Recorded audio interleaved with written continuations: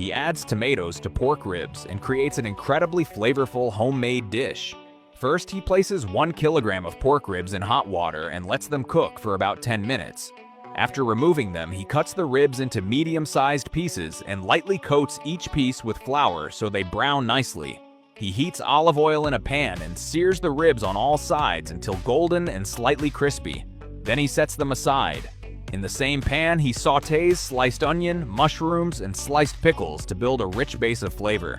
He seasons everything with salt, black pepper, paprika, and a little chimichurri and mixes it well. The ribs go back into the pan and he pours in 2 cups of beer. The pan is covered and everything cooks together for 10 minutes. Meanwhile, he blends 2 fresh tomatoes until smooth and pours the mixture into the pan. He stirs everything and lets it cook for 5 more minutes until the sauce thickens and the ribs become tender and juicy. Would you try this tomato beer pork rib recipe at home?